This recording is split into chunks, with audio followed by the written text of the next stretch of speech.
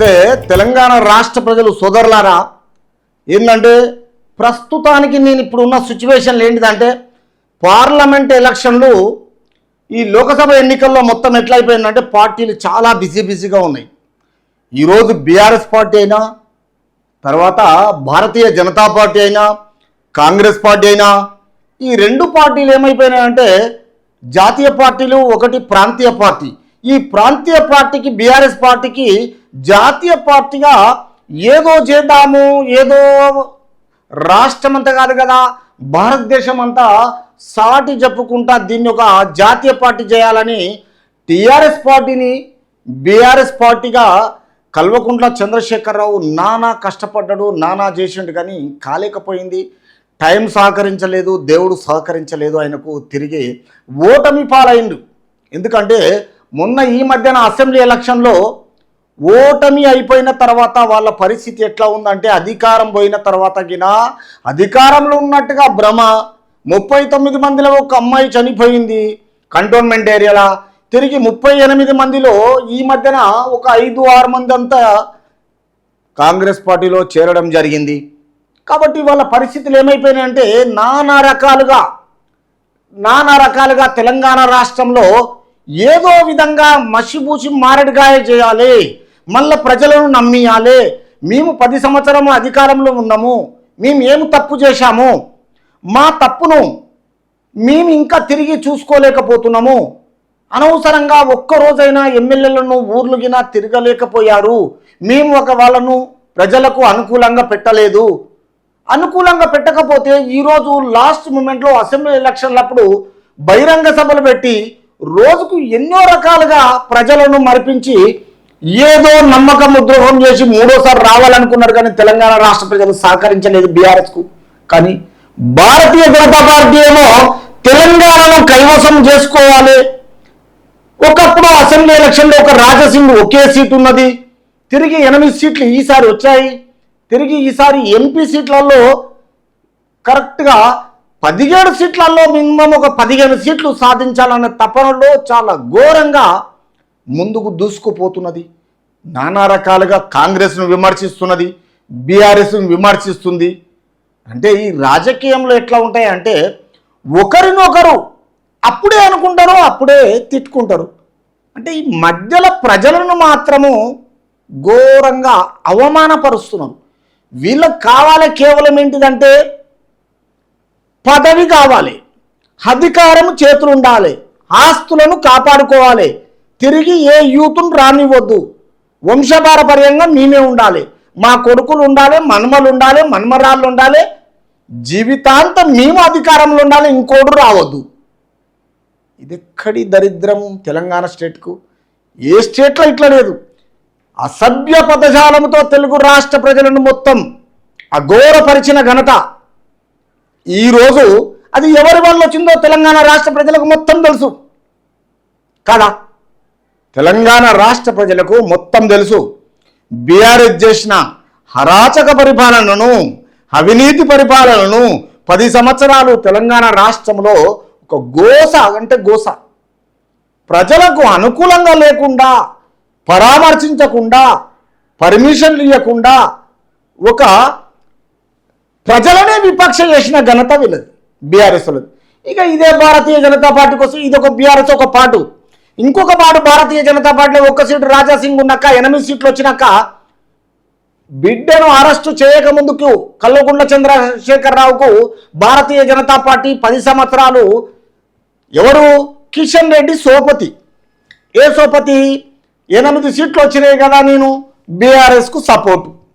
ఇక అక్కడ ఒక ఎంఐఎం, అది ఏది పనికిరాని ఎంఐఎం, దాన్ని ఏం చేస్తారు, అవి ఒక 7 సీట్లు, 39, 8 ఎన్ని అవుతాయి, 47 సీట్లు, 47, 7, 54 సీట్లు అయినా మీకు ఇంకా గత్యంతరం లేదు.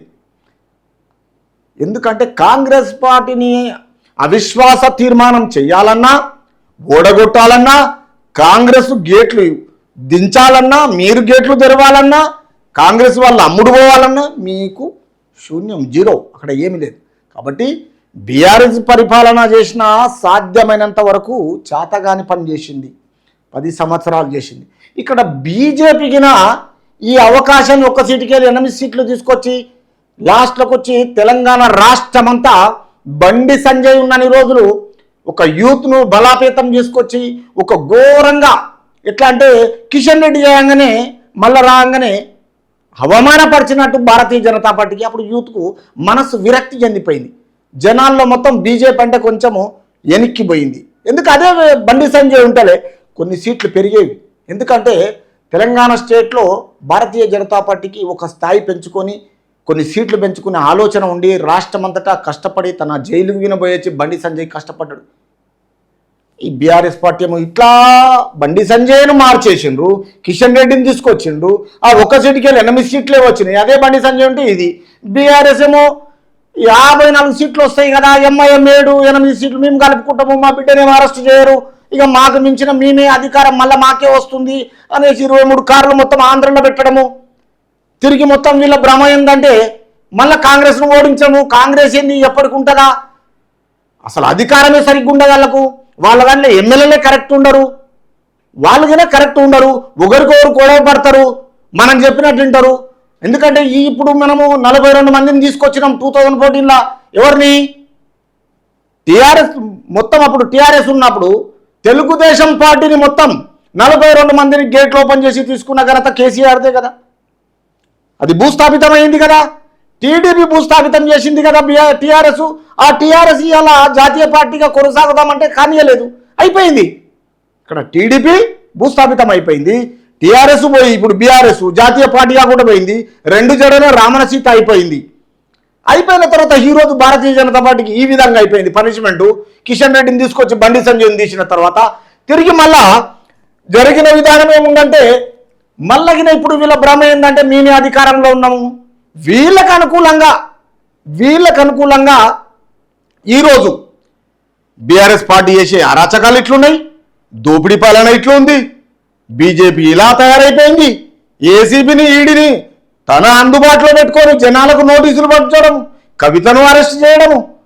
ఈరోజు కవిత గురించి బహిరంగ సభలు పెట్టకుండా, బిడ్డ గురించి ఆలోచన చేయకుండా పనికి మారిన మాటలతోటి ఈరోజు రాష్ట్రం అంతటా క్యాండిడేట్లు దొరకక ఎన్నో బాధలు పడి ఇలా పార్లమెంటులో ఏదో సాధిద్దామనే ఆలోచనలా బీఆర్ఎస్, బీజేపీ ఎన్నో సీట్లు కొట్టుకుందాము 17 సీట్ల ఎంఐఎం పోవంగా దానికోటి దీనికోటి వస్తాయేమో 13-14 నాకు వస్తాయి కదా అని కిషన్ రెడ్డి, అక్కడ మోడీ, అక్కడ అమిత్ షా, ఇక్కడ అరవింద్, ఇక్కడ ఈటల రాజేందరు, ఇవన్నీ ఏమైపోతున్నాయంటే బీఆర్ఎస్ పార్టీ ఇదేమో బీజేపీ పార్టీ. కాంగ్రెస్ ఏమంటుంది? తెలంగాణ రాష్ట్ర ప్రజలు మాకు సపోర్ట్ ఉన్నారు, 10 సంవత్సరాలు మాకు అధికారం లేదు, అయినా రాష్ట్ర ప్రజలు మమ్మల్ని గెలిపించిండు, తిరిగి మాకు అక్కడ ఖజానా లేకున్నా పర్వాలేదు, వాళ్ళు అధికారంలో ఉండి ఇంకా 3వసారికి మోసం చేయాలనే తపనలో ఉన్న కేసీఆర్కు మేము ఖజానా లేకున్నా పర్లేదు చూడకుండానే హామీలు ఇచ్చి మేము రాష్ట్రంలో అధికారంలోకి వచ్చినాం. తిరిగి దీనిని ఎదుర్కొంటాము. 100 రోజులలో మా మేనిఫెస్టోను రిలీజ్ చేస్తాము, 100 రోజులలో మేనిఫెస్టోను రిలీజ్ చేస్తాము. సరిపోలేదు టైము, రాష్ట్ర ప్రజలను కోరుతున్నారు. ఈరోజు లక్ష్మీ నరసింహస్వామి మీద ఒట్టు తిన్నాడు ఎవరు? రేవంత్ రెడ్డి. దేవుని మీద ఒట్టు తిన్నాడంటే ఎంత పట్టుదల ఉంటుంది, చేయాలని ఉంటుంది. రాష్ట్ర ప్రజలను అది ఒక రిక్వెస్ట్ చేసినట్టు. అవును, రాష్ట్ర ప్రజలు ఇస్తున్నారు అవకాశము. ఈ 100 రోజులకు ఇంకో 100 రోజులు, ఇంకో 3 నెలలు, 6 నెలలు. వాళ్ళు ఇచ్చిన అధికారం 5 సంవత్సరాలు కదా. 5 సంవత్సరాలలో 6 నెలలు పోతే ఏమవుతున్నది? ఈ బీజేపీ వీళ్ళను చేయెత్తి చూపించడం ఏంది? ఈ బీఆర్ఎస్ అవినీతి పాలన చేసిన వాళ్ళని కాంగ్రెస్ వాళ్ళని చూపించడం ఏంది? ఈ బీఆర్ఎస్ పరిపాలనకు ఈ 4-5 పనికి మళ్ళీ యూట్యూబ్ ఛానల్ ఉన్నాయి. ఆ విధవలకు ఏం చేసుకున్నారో అర్థం కాదు మాట్లాడుతున్నారు ఈరోజు. వీళ్ళతోటి ఇప్పుడు ఏమవుతుంది అంటే ఒక్కసారి గమనించండి సోదరులారా, మీకు నేను ఎందుకు చూపిస్తున్నా, ఎందుకు చెప్తున్నా ఇది అర్థం చేసుకోండి. నేను నా గొంతుకతో ప్రతి విషయాన్ని, ప్రతి క్షణాన్ని నేను మీ ముందుకు తెస్తున్నా, మీ గురించి చర్చిస్తా. ప్రాణం పోయేంత వరకున పర్వాలేదు, నేను ఇంట్లోకి వెళ్ళి బయటికి వెళ్ళిన తర్వాత తిరిగి లాస్ట్ నేను మీ గురించే పోరాడుతా. నాకు ప్రజలే దేవుళ్ళు, ప్రజలే ఇంపార్టెంటు, నేను ప్రజల గురించి సేవ చేస్తా.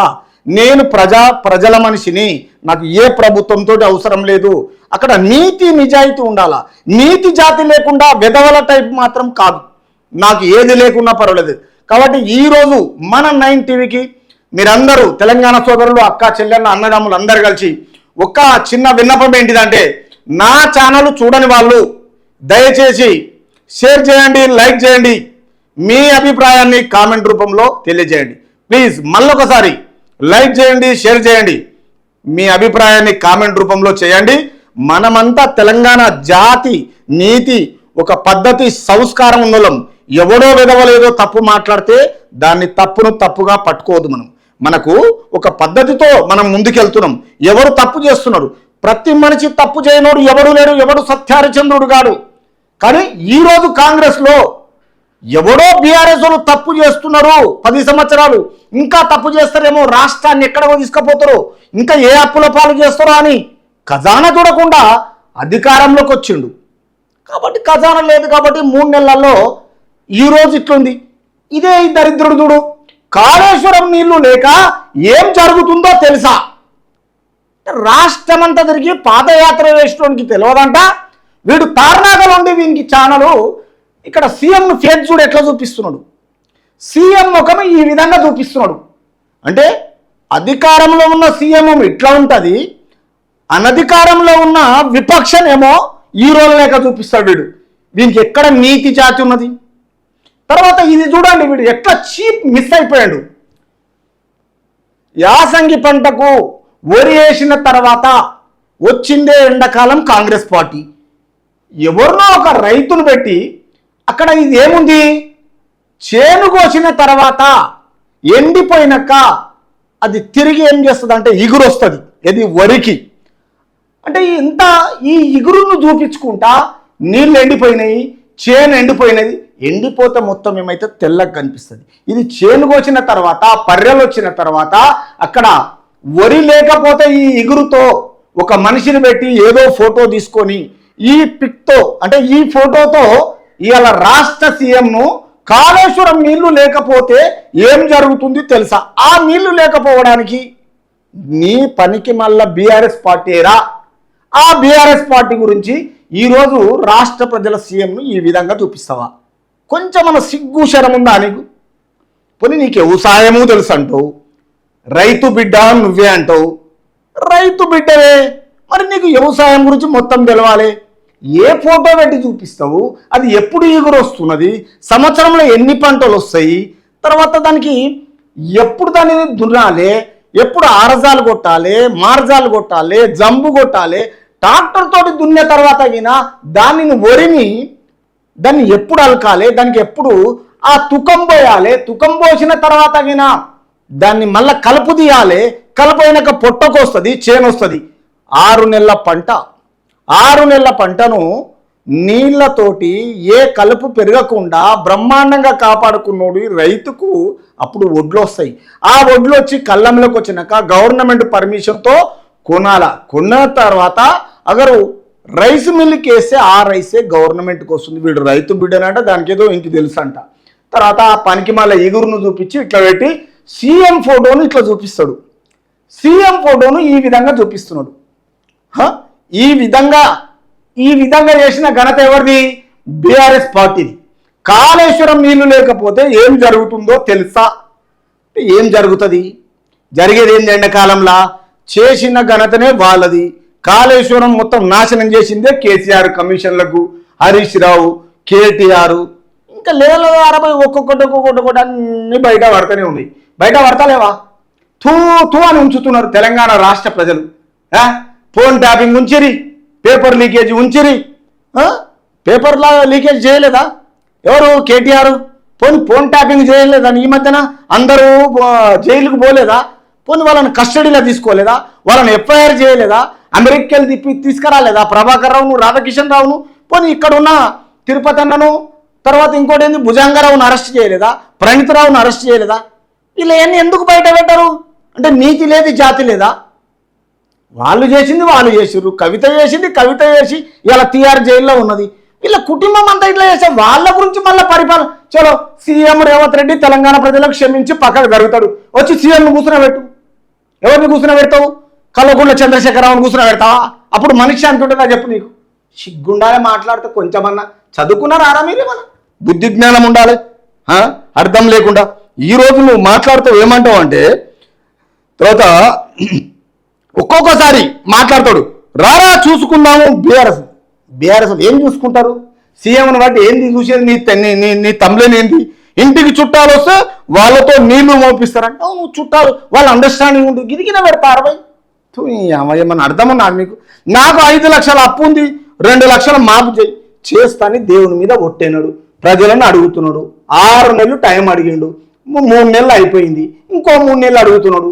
ఖజానానే లేదా? ఖజానా లేకుండా చేసింది బీఆర్ఎస్. అది బీఆర్ఎస్ కాదా? బీఆర్ఎస్ పార్టీ కదా ఖజానా లేకుండా చేసింది, ఈరోజు అప్పులపాలు చేసింది. మరి ఇంకా బుద్ధి లేదా వీళ్ళకు కొంచెమన్నా? అసలు ఏం మాట్లాడుతున్నా అర్థమవుతుందా? తర్వాత పాలన గాలికి వదిలేసిన సీఎం గాలికి దానికి ఒక హైకమాండ్ ఉంది. అసెంబ్లీ ఎలక్షన్లు గెలిచిండు. రేపు తెలంగాణ రాష్ట్రానికి బడ్జెట్ రావాలంటే కేంద్రంలో మంచి నాయకులు ఉండాలి, అక్కడ మంచి అసెంబ్లీలో పార్లమెంటులో ఎదిరించాలి, మాట్లాడాలి. అదన్నీ కావాలన్నప్పుడు అసెంబ్లీ గెలిపించుకుంటేనే అయిపోతుందా? రేపు పార్లమెంటు లోకసభలో మాట్లాడేది ఉండగా ఏమి దానికి సంబంధించిన నాయకులు ఉండొద్దా? ఈ పనికి మళ్ళీ ఎప్పుడు ముసలోళ్ళే ఉండాలనా? పోనీ వీళ్ళు ఏమైనా చేసిరా 10 సంవత్సరాలు? మరి ఆ రోజులు అడగలేదు ఎందుకో? 10 సంవత్సరాలు చేసి 10 రోజులకు ఒకసారి కాన్వాయిని తీసుకొని పోలీసులను వెంట పెట్టుకొని ఫామ్ హౌస్ వండుకున్నోని అమెరికా లండన్ పోయిన కేటీఆర్ను తర్వాత వీళ్ళని ఎందుకు అడగలేదు? మరి ఎందుకో అడగలేదు. ఫోన్ ట్యాపింగ్ చేస్తే ఎందుకో వాళ్ళ మీద పెట్టలేదు. సారదండ ఉంటే వాళ్ళ మీద పెట్టలేదు. అడక తినుండిరా, బాగా అడక తింటే గుర్తుకొస్తుంది. నీతి జాతి అని ఉంటుంది. తల్లిదండ్రులకి ఈ విధంగా ఎట్లా నేర్పిరో నాకు అర్థమవుతలేదు. ఎవరు తప్పు చేసినా తప్పే. మనము బ్రతకకున్నా మన ప్రజల గురించి మనం జర్నలిజం చేసినప్పుడు నీతి నిజాయితీగా పోవాలి, ప్రజలకు ఎదిరించి చూపించాలి. దొంగలకు సాయం చేస్తాడు, అస్సలు దొంగ అవుతాడు. వాళ్ళు మొత్తం దొంగలను తీరిపోయే తెలంగాణ రాష్ట్ర ప్రజలు 100% వాళ్ళలో ఏమైపోయింది? ఓటమి పాలైపోయారు. వాళ్ళ నిర్లక్ష్య పరిపాలన అయిపోయింది. వాళ్ళ నిర్లక్ష్యం పరిపాలనలకు తిరిగి వ్యతిరేకత వచ్చిన తర్వాత వాళ్ళని చూపించకుండా కాంగ్రెస్ పార్టీ ఈ మధ్యనే వచ్చింది 10 సంవత్సరాల తర్వాత. అక్కడ ఏమీ లేదు, ఏడేసిన గొంగడ ఆన్నే ఉన్నది. ఒక్కొక్కటి సెట్ చేస్తుంది. సెట్ చేయకుండా పదే ఆ మిర్రర్ ఛానల్ ఒకటి, తెలుగు లైవ్ న్యూస్ ఒకటి, వ్యూ ఒకటి, ఈ మధ్యన ఒకటి ఆర్చిచ్చాను. ఆయనకైతే ఏం లేదు, దానికి మాట్లాడరాదు. నల్గొండ డిస్ట్రిక్ట్ ఏమవుతుంది? లా ఇది లా అది లా, ఒత్తలా వచ్చిల్లా పన్నెరా, వాడిసి తెలియదు ఏం తెలియదు పాడు. తెలుగు స్పష్టంగా మాట్లాడేది నేర్చుకోండి ఒక్కసారైనా, కొంచెం అన్న బుద్ధి జ్ఞానం ఉంటుంది. పాలన వదిలేసిన రేవంత్ రెడ్డి పాలన వదిలేస్తాడు. పాలన వదిలేస్తే ఎవరు? నువ్వు చూస్తున్నావు, నువ్వు చేస్తున్నావా చెప్పు? పాలన వదిలేసిన రేవంత్ రెడ్డి అంటే ఏం వదిలేస్తాడు? ఆయనకు తెలియదా తెలంగాణ రాష్ట్ర ప్రజల గురించి? రాష్ట్ర ప్రజలకు ఏం కావాలి? రేపు ఉద్యోగాలు లేక వాళ్ళకి స్టూడెంట్స్కి ఏం కావాలి? తర్వాత రైతులకు ఏం కావాలి? చూస్తలేడా? గాలికి వదిలేసిన ఏం చూస్తున్నావు? నీకేం తెలుసని? తర్వాత తెలంగాణలో మార్పు రాజకీయం అంట. ఏం మార్పు రాజకీయం చేస్తున్నాడు? కాళేశ్వరం నీళ్ళు లేక ఏం జరుగుతుంది తెలుసా అని ఈయన తెలుస్తుంది. ఈయనకు పిల్ల కాలువలు తెలుసు, పెద్ద కాలువలు తెలుసు, వాగు తెలుసు, అన్నీ తెలుసు ఈయనకు. అన్నీ తెలిసి ఈయన కేసీఆర్ మొత్తం పడేసారు, మొత్తం 10 ఏళ్ళు. సరే ఒక్కసారి ఇందాం మనం సోదరులారా, ఒకసారి వినండి, మీకు మంచిగా వినిపిస్తా. ఎందుకంటే కాళేశ్వరం నీళ్లు లేక ఏం జరుగుతుందో తెలుసా అంటున్నాడు. చూద్దాం, విందాం. చేయకపోతే ఎట్లా? ఈ రాష్ట్రంలో ప్రభుత్వం ఉన్నదా లేదా? ఇక చూడరి, ఈ అక్క బాధ చూడరి ఒక్కసారి. మొత్తం శాంతం మునిగిపోయిన రైతన్న మొత్తం మునిగిపోయింది. ఇక చూడరి, వడ్లు 6 గాలం.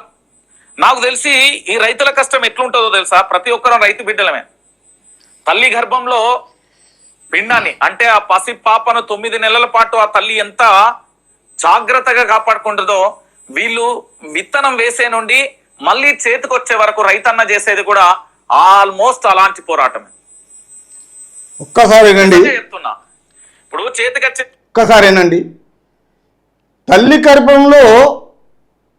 గర్భంలో పిండము అండాశయముగా ఒక తల్లి 9 నెలలు ఎలా కాపాడుతుందో ఆ తల్లికి తెలుసు. తర్వాత తండ్రికి తెలుసు, వాళ్ళు నమ్ముకున్న డాక్టర్కి తెలుసు. ఒక మనిషి ఈరోజు సమాజం మీదకి రావాలంటే తల్లి కష్టము అలా ఉంటుంది. కానీ రైతు కష్టం ఏంటంటే పంటను పండించుకోవాలన్నప్పుడు నానా రకాలుగా ఎక్కడికో అప్పు తీసుకొచ్చి ఎన్నో రకాలుగా కష్టపడి 24 గంటలల్లా నిద్రపోయే తర్వాత మళ్ళా తెల్లారి లేచి ఆ బాయికాడికి పోయి ఆ పంట పండేదాకా పంట ఇంటికి వచ్చేదాకా ఎంత కష్టపడతారో తెలుసు. అది రైతు బిడ్డ అంటే రైతు విషయంలో మాగ్గిన తెలుసు. కానీ వీళ్ళ పనికి మళ్ళీ మాటలు అర్థం లేకుండా మాట్లాడుతున్నారు వీళ్ళు. ఒకసారి వినండి, మళ్ళీ అనిపిస్తుంది. కొనుగోలు కేంద్రాల పోతే కొనకపాయ తడిసే. ఇప్పుడు ఏం చేయమంటావు? వాళ్ళ ఇళ్ళలో ఏదన్నా శుభకార్యాలు, పెళ్లిళ్ళు, లేకపోతే ఏం చేయమంటావు? మరి కేసీఆర్ ఫామ్ హౌస్లో వండుకున్నాడు కొనప్పుడు అప్పుడు ఏం చేసినావు అడగలేదు ఎందుకో? అది ఎందుకో బయట పెట్టలేదు? ఫామ్ హౌస్లా పదే పదే కాన్వాయ్తో సహా మొత్తం బయాడ వండుకుంటే ఎన్నడన్నా తెలంగాణ రాష్ట్ర ప్రజలు అడిగినప్పుడు అరే కేసీఆర్ కనిపిస్తున్నాడు ఒక కంప్లైంట్ ఇద్దామని ఎందుకు అడగలేదు? అప్పుడు ఎందుకో వీళ్ళకి సారదండ చేస్తే ఎందుకో కనిపించలేదు? ఈరోజు అధికారంలో ఉన్న సీఎంను ఈ విధంగా చూపిస్తావు. అరే నువ్వు ఇంత బ్లాక్మెయిల్ ఓడవా? ఇదే కాంగ్రెస్ గురించి నువ్వు మాట్లాడలే. కాంగ్రెస్ ఫేవరబుల్గా మాట్లాడి ఈ మధ్యన ఏమైపోయిందంటే బీఆర్ఎస్ మోచేయిని దావుకుంటా వాళ్ళ ఎంగిలి మెతుకులకు అలవాటు పడి ఈ రోజాలకు మాట్లాడుతున్నాడు. ఒక 6 నెలల క్రితము ఇదే కాంగ్రెస్ విషయంలో మాట్లాడిందా లేదు చూడు. ఒక్కసారి బయటికి తెలంగాణ ప్రజలలా మీరు 6 నెలల ముందు ఒక్కసారి ఇదే వైఆర్టీవీ ఎప్పుడు ప్రతిష్టాపన చేయబడ్డది? 2022 జూన్ 18 తారీఖు. ఆ ఛానల్ ఎవరిది? ఒక లేడీది. తిరిగి ఈయన బయట ఏదో ఛానళ్ళల్లో అక్కడక్కడ ఒక యాంకర్గా చేసిన తర్వాత, ఒక రిపోర్టర్గా చేసిన తర్వాత ఆ ఛానల్ను రెడ్డిమెంట్ పరిపాలనగా దొరికింది తార్నాకల. ఆ తార్నాకలో ఉన్నప్పుడు కాంగ్రెస్ గురించి మాట్లాడి చేసి ఇప్పుడు కాంగ్రెస్ను అవాయిడ్ చేసి బీఆర్ఎస్ వల్ల పైసలకు అలవాటు పడి ఈ విధంగా మాట్లాడుతున్నాడు. అసలు ఏమన్నా కొంచెమన్నా అర్థం ఉండాలి. అదే గత 6 నెలల కింద ఏం మాట్లాడిండో నేను చూపిస్తా. ఎందుకంటే ఇప్పుడు అందరు చూస్తారు కదా, ఖచ్చితంగా మాట్లాడింది కనిపిస్తుంది. లేకపోతే అప్లోడో అదో ఇదో ఉంటే ఎవరికి చెప్పుకోవాలి వాళ్ళు? మీరు అందరూ ఒకసారి ఆలోచించాలి రైతులారా, దయచేసి చూడురి. కొనుగోలు సెంటర్లలో తడిసిన ధాన్యం కానరాని అధికారులు, అధికార పార్టీ నేతలు ప్రచార ఆర్భాటాలు తప్ప వసతుల కల్పనలో నిర్లక్ష్యం, భరోసా కల్పించని రాష్ట్ర ప్రభుత్వం. చూడురి, రూమ్ నగరం తగలపడిపోతుండే ఫిడేలు వాయించాడట నీరో చక్రవర్తి. తెలంగాణ రాష్ట్ర ముఖ్యమంత్రి రేవంత్ రెడ్డి కూడా నీరో చక్రవర్తిని తలపిస్తున్నారు. రైతులు కష్టాలలో ఉంటే వాటిని పట్టించుకోకుండా ఎన్నికల ప్రచారంతో కాలం గడిపేస్తున్నారు. రైతుల ఎంత సీఎం అయినా పర్వాలేదు, రైతులను పట్టించుకోకుండా ఉంటారా? వీళ్ళకి ఈ విధంగా జరిగిందని ప్రతి ఇంటికి తెలుస్తుందా? అక్కడ ఒక కాన్స్టిట్యున్సీ ఉంటుంది, ఎమ్మెల్యే ఉంటుంది, వాళ్ళకు ఒక ఆర్డర్స్ ఉన్నాయి. ధాన్యం కొనమన్నారు, వాళ్ళకు నెక్స్ట్ పంట నుంచి ఇస్తుంటున్నారు. నానా రకాలుగా రైతులకు సేవ చేసి రైతులను కాపాడుకోవాలని. ఎందుకంటే రైతులు దేవుళ్ళతో సమానం. వాళ్ళు కరెక్ట్గా వాళ్ళ పంటనే లేకపోతే మన కడుపులకు బుక్కడన్నం పోదు, బుక్కడన్నం వినబోదు. రైతుల గురించి వీళ్ళకి తెలుసు. పనికి మళ్ళీ ఓడిపోయిన పార్టీకి ఏమో సింపతి పెంచుతారు, అధికారంలో ఉన్న పార్టీకి ఏమో ఈ విధంగా చూపిస్తారు. ఒక సీఎంని ఈ విధంగా చూడు ఎట్లా ఉన్నది. వాళ్ళనేమో లైట్ వేసి చూపిస్తుండు, వీళ్ళనేమో చీకట్లో చూపిస్తున్నాడు. చూడు ఎట్లుంది, ఒకసారి విన్నాము సోదరులా. ఏంది విలువే లేదన్నట్టుగా వ్యవహరిస్తున్నారు. ఎన్నికల ప్రచారం తప్ప రైతుల ఓదార్పునిచ్చే చర్యలు కనబడటం లేదు. రెయిన్బోలు కష్టపడి రైతన్న పంట పండిస్తే ఇటు ప్రభుత్వం కరుణించక, అటు ప్రకృతి అనుగ్రహించక తీవ్రంగా నష్టపోతున్నాడు. అకాల వర్షాలతో తడిసిన ధాన్యం. ఈ మధ్యన కేసీఆర్ ఉండగా ఒరిషాలో ఎండాకాలం ఎవడున్నా ఉండయిరా బాబు, అది ప్రకృతి. ఆ ప్రకృతి సహకరిస్తేనే ఈ వర్షాలు వచ్చినాయి. వర్షం కొట్టకపోతే అట్లా మాట్లాడుతుంది, వర్షం కొడితేనేమో ఇట్లా మాట్లాడుతుంది. మీకు ఎక్కడ నీతి ఉన్నది? ఏం నిజాయితీ ఉన్నది? అసలు మీ ఏజ్ ఏంది? మీరు మాట్లాడేది ఏంది? నోటికి ఒక్కటైనా స్పష్టంగా మాట్లాడేది లేదు. ఈ నల్గొండ డిస్టిక్ మొత్తం ఏమైపోతుందంటే ఇదిలా అదిలా, ఇంతే. స్పష్టంగా మాట్లాడడం అసలు రాదు. ఈ మధ్యన హైదరాబాద్ వచ్చి బ్రతకడానికి ఇవి ఏం చేస్తారంటే ఈ లోకల్ ఛానళ్ళు పెట్టుకున్నారు, కొన్ని యూట్యూబ్ ఛానళ్ళు.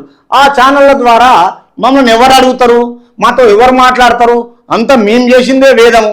అరే 20 నెలలు కాలేదా బాబు, నువ్వు 20 నెలలు కాలే. నువ్వు ఆల్రెడీ జూన్ కరెక్ట్గా 18 తారీఖు 2022లా ఈ వైఆర్టీవీ నువ్వు చేసింది. మరి ఇక నీ ఛానల్కి ఏంది పెద్ద శాటిలైట్ ఛానల్ లేక పెద్దగా ఫీలింగా? ఏం చేస్తున్నావని అధికార పార్టీని ఈరోజు నువ్వు అట్లా మాట్లాడడం అది కరెక్ట్ కాదు బ్రదర్. ఒక్కసారి వినండి మీరు, మళ్ళా వినిపిస్తా సోదరులారా. తడిసిన ధాన్యం ముద్దవగా ఇప్పుడు ఆ తడిసిన ధాన్యాన్ని కొనేదెవరని రైతులు ప్రశ్నిస్తున్నారు. ఇక ధాన్యం కొనుగోలు సెంటర్లలో ఏర్పాటు చేసిన ప్రభుత్వం కొనుగోళ్లలో జాప్యం చేయడంతో రైతాంగం తీవ్రంగా నష్టపోయింది. ప్రతిపక్షాలు విమర్శిస్తున్నాయి. రోజుల తరబడి ఐకేపీ సెంటర్లలో ధాన్యాన్ని పెట్టడంతో అక్కడ సరైన వసతులు లేక రైతులకు నేడు ఈ పరిస్థితి ఎదురైందని కూడా మండిపడుతున్న పరిస్థితి కనబడుతుంది. ఇది తెలంగాణలో జరుగుతున్న పరిస్థితి. ఇంకా మీకు చూపెట్టాలా? ఇక చూడురి, చూపెట్టు తమ్ముడు. ఇక్కడ పెద్దపల్లి జిల్లా ఇది మెదక్ జిల్లా రామయంపేట మండలం తోనిగండ్ల గ్రామంలో మహిళా రైతుకు ధైర్యం చెప్తున్న మాజీ మంత్రి హరీష్ రావు. ఇక్కడ ఏం జరిగింది? ఇగో బీఆర్ఎస్ ఎమ్మెల్యేలను కాదు రైతులను టచ్ చేయి రేవంత్ అంటూ కూడా చెప్పిన పరిస్థితి కనబడుతుంది. 6 గ్యారంటీలకు సంబంధించి టచ్ చేయి, మాట తప్పడం, అబద్ధాలు ఆడడం నీ నైజం, అబద్ధాలలో నీకు ఆస్కార్ ఇవ్వాలి, రైతులకు నువ్వు క్షమాపణ చెప్పాలి. ఇందిరాగాంధీ కరెక్ట్ గా 6 గ్యారంటీల గురించి చెప్పుకుంటూ వస్తూనే ఉన్నాడు. ఖజానా లేదు నేను చేస్తున్నా అంటున్నాడు, కొన్ని చేస్తున్నాడు. మళ్ళా టైం అడిగిండు. లక్ష్మీ నరసింహస్వామి దగ్గర పోయి ప్రజలను అడుగుతున్నాడు. మరి 10 సంవత్సరాలు వాళ్ళు చేస్తే వాళ్ళని ఎందుకు అడగలేదు? వాళ్ళని ఎందుకో చూపించలేదు? వాళ్ళు మోసం చేస్తే ఎందుకు అడగలేదు? అప్పుడు ఏమైపోయింది మీ బుద్ధి? అంటే మీరు లేరు అప్పుడు 10 సంవత్సరాలు అప్పుడు, అంతే కదా. ఇప్పుడు ఈ మధ్యలో వచ్చి మెదక్ను కేసీఆర్ అభివృద్ధి చేశాడు. నిన్ను మెదక్కు రప్పించిన ఘనత కూడా కేసీఆర్ ది. హరీష్ రావు ధ్వజం, బీఆర్ఎస్ గెలుపు ఖాయమని స్పష్టం చేసిన మాజీ మంత్రి. ఇక చూడండి ఈ పరిస్థితి ఎవరిది? రైతులది. ఇప్పుడు రైతుల పరిస్థితి ఏంది? ఎవరు కొనాలి? ఏం కథ? తెలంగాణలో ప్రభుత్వాలు ఉన్నాయా? కూలిపోయినాయా? లేకపోతే తెలంగాణలో మంత్రులు లేరు. తెలంగాణలో ఈ మధ్యన అసెంబ్లీకి గెలిపించిన రైతులు ప్రజలు ఏం లేరు. ఆ ప్రజలు తెలంగాణ ప్రభుత్వాన్ని నిలబెట్టింది లేదు. ఇక ఈయన ఓటేసి బీఆర్ఎస్ ప్రభుత్వానికి ఈయన వాళ్ళనే గెలిపించుకుంటాడు. మరి వాళ్ళ దగ్గరనే సెక్యూరిటీగా చెయ్యి. ఇలా ఉన్నదా లేదా నువ్వు నిలదీయడం ఏంది? ప్రజలు గెలిపించిన వాళ్ళు నిలదీసిండ్రు, టైం ఇచ్చిండ్రు, అడుగుతున్నారు. నువ్వేంది బోడి? రాలేదా? ఏమన్నా మత్తులో ఉన్నారా? మంత్రులందరూ మత్తులో ఉన్నారా? ఇప్పుడు వీళ్ళకు న్యాయం చేయాల్సిన మంత్రులు ఏడవేయండు, అధికారులు ఏడవేయరు. ఏదన్నా కంప్లైంట్ ఇస్తే చిటుక్కుమని కేసులు పెట్టేటోళ్ళు మరి రెచ్చగొట్టే వ్యాఖ్యలు చేస్తుండు కదా. మరి బీఆర్ఎస్ వాళ్ళు 10 సంవత్సరాల మొత్తము ఫోన్ ట్యాపింగ్ చేసి వాళ్ళు కేసులు పెట్టినప్పుడు ఎందుకో చూపించలేదు? కాంగ్రెస్ వాళ్ళు ఎవరి మీద పెట్టిరు? బీఆర్ఎస్ బంద్ పెట్టిన రాస్తా రోకోలు, తర్వాత ధర్నా చౌకులు ఎత్తేసి ప్రతి ఒక్కటి ప్రజలకు చూపిస్తున్నారు. పోనీ బీఆర్ఎస్ వాళ్ళు ఏమన్నా చూపించిండ్రా? దొంగ పరిపాలన చేసిర్రు. ఆ దొంగలు సపోర్ట్ చేస్తున్నారు. చూడండి ఒకసారి మెల్లగిన. సీఎం రేవంత్ రెడ్డి, జగ్గారెడ్డి వాళ్ళ మీద ఎందుకు ఎఫ్ఐఆర్ నమోదు చేయరు? ఎన్నికల కోడ్ కదా. ఎన్నికల కోడ్ ఎవరి ఆధీనంలో ఉంటుంది? గవర్నర్ ఆధీనంలో ఉంటుంది. గవర్నర్ ఆధీనంలో ఉన్నప్పుడు ఈయన డీజీపీకి ఇన్స్ట్రక్షన్స్ ఇస్తాడు. జగ్గారెడ్డి చేయరా, ఎఫ్ఐఆర్ చేయరా. ఈయన చెప్తే నువ్వు చెప్తే చేస్తారు. అంటే పోలీసులు ఏదైనా వాళ్ళ దగ్గరికి పోయినప్పుడు ఇరు పార్టీలను విచారించేదే ధైర్యం పోలీసులకు ఉంటుంది. పోలీసు విచారణ చేస్తుంది, కోర్టు న్యాయం చెప్తుంది. ఏం చదువుకున్నాడో ఒక్కసారి తెలవాలి తెలంగాణ రాష్ట్ర ప్రజలకు. పోలీసు వాళ్ళు కూడా మనోళ్ళే అని చెప్పిండు కదా ఏకంగా ఆ స్పీచ్ కు సంబంధించి. ఇక్కడ పోలీసు వాళ్ళకు కూడా భయపడకండి చెప్పిండు. రాజ్యాంగాన్ని అవమానపరిచాడు. మరి అంతగానో మాట్లాడిన వాళ్ళ మీద ఎఫ్ఐఆర్. రాజ్యాంగం అవమానపరిచినట్టు కాదు. భారత రాజ్యాంగం ప్రకారము భారతదేశానికి ఒక డాక్టర్ బిఆర్ అంబేద్కర్ గారు ఒక నిర్మాతగా మనకు అందరికీ బ్రతకడానికి అవకాశం రాజ్యాంగాన్ని కల్పించిన వ్యవహారం. కాబట్టి ఆయన ఇచ్చిపోయిన రాజ్యాంగం ప్రకారమే ఈరోజు ప్రజల చేత ప్రజల కొరకు ఎన్నుకోబడ్డ ప్రజాస్వామ్యంలో ఆ ప్రజలగిన మనోళ్ళే, పోలీసులగిన మనమే. ఆ ప్రజలతోటే కదా ప్రభుత్వం ఏర్పడుతుంది. మరి వాళ్ళు మనోళ్ళు కాకపోతే బయట వాళ్ళు ఎట్లయితారు? వాళ్ళ న్యాయం ఏముంది? వాళ్ళ చట్టం ఏమున్నది? వాళ్ళు వివరించడం ఏంది? ఈరోజు తెలంగాణ రాష్ట్రంలో ఫ్రెండ్లీ పోలీసుగా ప్రతి విషయంలో వాళ్ళకు ఏ విధంగా వాళ్ళకు గవర్నమెంట్కు ఒక ప్రోటోకాల్ ప్రకారము పనిచేస్తారు. ఈయన చెప్తే మొత్తం అంట ఎఫ్ఐఆర్ చేయరు. ఏం ఎఫ్ఐఆర్ చేస్తారు? ఎఫ్ఐఆర్ మీనింగ్ ఏం తెలుసా ఏదైనా? ఎప్పుడన్నా చూసినావా? పోనీ IPC Indian penal code 511 section ఏమన్నా తెలుసా? ఒకసారి అది ఆలోచన చెయ్యి. డీజీపీ గారు మా మీద ఉత్తి పుణ్యానికి పోయి కేసులు పెడతావు కదా నువ్వు, పెట్టు. మరి జగ్గారెడ్డి మీద పెట్టు. పోలీస్ వ్యవస్థ మొత్తం అడుగుతున్నా. బస్తీ మీద సవాల్ సంగారెడ్డి ఎస్పీని కూడా అడుగుతున్నా నేను. బస్తీ మీద సవాలంట. తీసుకుపోయి లోపలేస్తే అప్పుడు తెలుస్తుంది. బస్తీ మీద సవాలు పోలీసులతో హెచ్చరిస్తున్నాడు. పోలీసులకు కంప్లైంట్ పోతే తప్పకుండా పార్ట్ 1 సిఆర్పిసి చట్టం ఉంది. దాని ప్రకారము ఎవరితో ఏం మాట్లాడాలి, ఏం చేయాలి, ఎప్పుడు ఎఫ్ఐఆర్ చేయాలి అన్నీ తెలుసు. రాజ్యాంగబద్ధకంగా ప్రజాస్వామ్యంలో ఒక గవర్నమెంట్ లా అండ్ ఆర్డరు వ్యవహరిస్తుంది, ప్రత్యేకంగా మంచిగా పనిచేస్తుంది. పోలీస్ వ్యవస్థను నువ్వు విమర్శించే స్థాయి లేదు తమ్ముడు, కానీ జాగ్రత్తగా మాట్లాడేది నేర్చుకో. పోలీస్ డిపార్ట్మెంట్ భయపడకండి అని ఒక జగ్గారెడ్డి చెప్తా ఉంటే ఆయన మీద ఎందుకు ఎఫ్ఐఆర్ నమోదు చేయరు మీరు? ఆయన మీద ఎందుకు ఎఫ్ఐఆర్ నమోదు చేయరు మీరు? తప్పు చేయనప్పుడు భయపడొద్దు అన్నాడు. ఆ సెంటెన్స్ మొదలు ఒకసారి ఆలోచన చేయి. తప్పే చేయనప్పుడు ఎందుకు భయపడతారు? జగ్గారెడ్డి ఇచ్చిన వాంగ్మూలం అది. తప్పు చేయనప్పుడు పోలీసులకు ఎందుకు భయపడాలి? కరెక్టే మాట్లాడుతున్నాడు. ఆ మాటకు అరెస్ట్ చేస్తారా? కొంచెమన్నా ఏమన్నా బుద్ధి ఉండాలా? ఎందుకు అధికారం రాజ్యం కింద బానిసలా మీరేమన్నా? కాదు, ఆఫీసర్స్ కదా, చేయరి సుమోటోగా కేసు నమోదు చేయరి, కోర్టు పోదాం పారి, చూడు చెయ్యండి. ఆ వరుస పలకనికి రాదు. వరుస ఈ నత్తి వాళ్ళతో ఇదే పరిశాని. ఇప్పుడు పెద్ద నత్తి ఆ బీఆర్ఎస్ వాళ్ళకి ఎన్నో దొరికిండు, దాన్ని కొనసాగిస్తున్నాడు ముందుకు. పొద్దున్న లేస్తే వాళ్ళను ఇంతకుముందు కాంగ్రెస్ వాళ్ళను బ్లాక్మెయిల్ చేసిండు, ఇప్పుడు బీఆర్ఎస్ వాళ్ళను బ్లాక్మెయిల్ చేస్తుండు. కరెక్ట్గా న్యాయదేవత దగ్గర కరెక్ట్ ఉంటే ఎట్లుంటుంది? సరిగ్గా ఉంటుంది. వాడు ఇటుగాడు అటుగాడు. జనాలను మోసం చేయనికే, రాష్ట్ర ప్రజలను మోసం చేయనికి ఛానల్ పెట్టుకున్నాడు, అంతే తప్ప ఇంకేం లేదు. అర్థమైంది కదా? దీన్ని ఆలోచన చేయండి. అధికారము ఉన్నప్పుడు అధికార పార్టీని నిలదీద్దామా, తర్వాత విపక్షం నిలదీద్దామా, ప్రజల దగ్గరికి న్యాయాన్ని తీసుకుపోదామా, మన గొంతుకతో ప్రజలకు న్యాయం చూపిద్దామా అని ఆలోచన లేనోడు. కాబట్టి వీడి ఈజ్ బ్లాక్మెయిలర్ బీఆర్ఎస్కు.